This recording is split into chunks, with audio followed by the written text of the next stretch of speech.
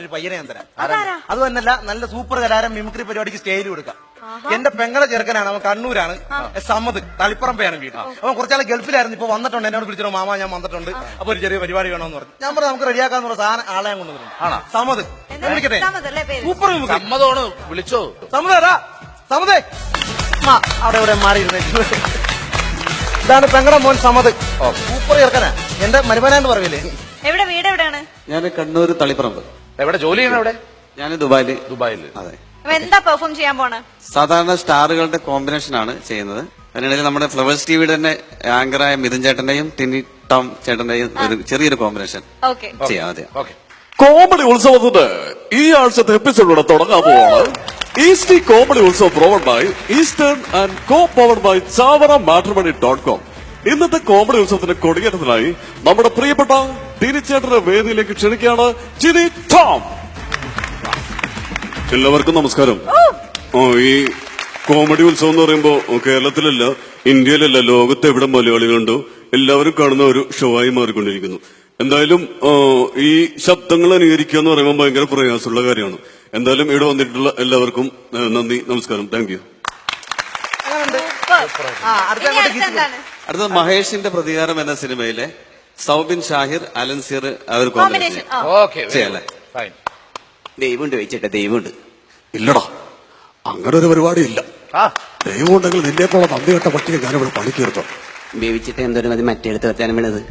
എടിക്കടാ, നീയും സോണിയ തമ്മിൽ എന്നാണ്ടി ഗോൾഫിയാടാ. ഇനിയെങ്ങാനും അവിടെ കയ്യും പിരിച്ച് നീ കട്ടപ്പനയിൽ നിറങ്ങിയ നിന്റെ കണ്ണ് ഞാൻ കുത്തിപ്പൊട്ടിക്കും. വരപ്പേ നിർത്തി വേവിച്ചിട്ടും സോണിയോട് ഇക്കാര്യം ചോദിക്കണ്ടട്ടെ. ചിലപ്പോ മൂത്ത് തുപ്പും. ഇത്രക്ക് ചീപ്പാണ് ആർട്ടിസ്റ്റ് ബേബി. മഹാന്മാരെ അടുത്തറിയുമ്പോ മനസ്സിലുള്ള വിഗ്രഹം വീണിടുന്ന എത്ര സത്യാണ്. ഞാനിവിടെ നിൽക്കില്ല, ഞാൻ പോവാണ്. ക്രിസ്പി ക്രിസ്പി എന്നിങ്ങനെ കരയിപ്പിക്കാതെ പൊന്നു അതിന്റെ മോനെ. റൺവേ എന്ന സിനിമയിലെ ഷമ്മി തിലകൻ ഇന്ദ്രജിത്ത് കോമ്പിനേഷൻ. പുതിയ പോസ്റ്റിംഗ് ആണല്ലേ, വല്ലാണ്ട് ഷൈൻ ചെയ്യണ്ടെന്ന് ഞാൻ പറയില്ല. പക്ഷേ ഈ ഭൂലോകം മുഴുവനും ഒറ്റയടിക്ക് നന്നാക്കി കളന്ന വ്യാമോഹമൊന്നും വേണ്ടെന്ന് എനിക്ക്. എടോ, ഈ വാളയാർ ചെക്ക് പോസ്റ്റ് പോലീസിന് വലിയ റോളൊന്നുമില്ല. എന്തെങ്കിലും ആവശ്യം വരുമ്പോ ഞാൻ നേരിട്ട് വിളിച്ചറിയിച്ചോളൂ തന്നെ. സാറ് പറയുമ്പോൾ വാളയാർ അത്ര ഡീസന്റ് സ്ഥലമായിരുന്നെങ്കിൽ കേരളത്തിൽ ഒഴിമായിരുന്നു സാർ. പാലക്കാട് ഡിസ്ട്രിക്റ്റിലെ തമിഴ്നാട് ബോർഡർ, കേരളത്തിലെ പ്രധാന ചെക്ക് പോസ്റ്റ്, സങ്കര ഭാഷ, വിസ്തീർണം 6.8 കിലോമീറ്റർ, ജനസംഖ്യ 16,000. ഈ വർഷം ചാർജ് ചെയ്യപ്പെട്ടത് 14 ക്രിമിനൽ കേസുകൾ, 250 പെറ്റി കേസുകൾ. ഇതല്ലേ സാർ വാളയാർ? Thank you. ലേലം എന്ന സിനിമയിലെ സിദ്ദീഖ് സാറിന്റെ ആ ഒരു സെന്റി ഡയലോഗ് ഒന്നുമില്ല, വെറുതെ ഓർത്തു പോയതാ.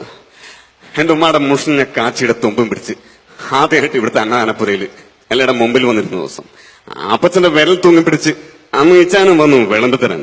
കൂട്ടത്തിൽ ഇവനും അപ്പനമ്മ ഇല്ലാത്തവനാണെങ്കിലും ഇച്ചാന്റെ വാലെ പിടിച്ച് നടക്കുമ്പോ ഒരു കൂടപ്പിറപ്പിന് ഗമയായിരുന്നു അവന്. അല്ലടാ, ഒരു ദിവസം കടത്തിണയില് ഉറക്കത്തിൽ ഞാൻ ഞെട്ടിയുണർന്നപ്പോ എന്നിങ്ങനെ പിടിച്ച് ഞെരുക്കാന്റെ ഉമ്മ അവസ്മാരം കൂടിയിട്ട് പേടിച്ച് കണ്ണുമുട്ടി മിണ്ടാതെ കിടന്നു. നേരം വെളുത്തപ്പോ കെട്ടിപ്പിടിച്ച് കിടന്നെന്റെ ഉമ്മയുടെ കൈയൊക്കെ ഇങ്ങനെ തണുത്ത് വിറങ്ങലിച്ച് ആരൊക്കെ ചേർന്ന് ഉമ്മയുടെ മയ്യത്തെടുത്തുകൊണ്ട് പോയപ്പോ പിന്നെ ഞാനൊറ്റ. അന്നൊരു വാക്കേ അറിയാവുന്നുള്ള ചായ ഏത് നേരത്തും കയറി വന്നാലും ഇല നിറച്ച് ആഹാരം വിളമ്പി തരുന്ന ഈ ഒരു വലിയ വീട്ടിലേക്കുള്ള വഴി. Thank you. അബിക്കയുടെ ശബ്ദം എന്തൊക്കെയാ വിശേഷങ്ങൾ? സുഖമല്ലേ?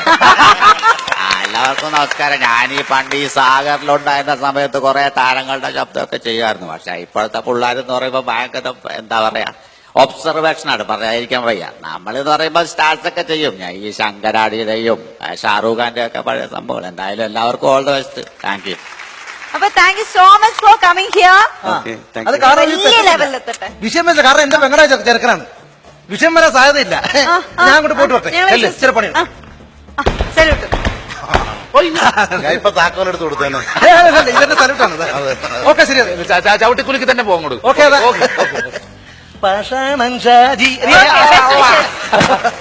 ഇങ്ങോട്ട് വരാന് അവര് തിരക്കായിട്ട് നിൽക്കുന്നുണ്ട്.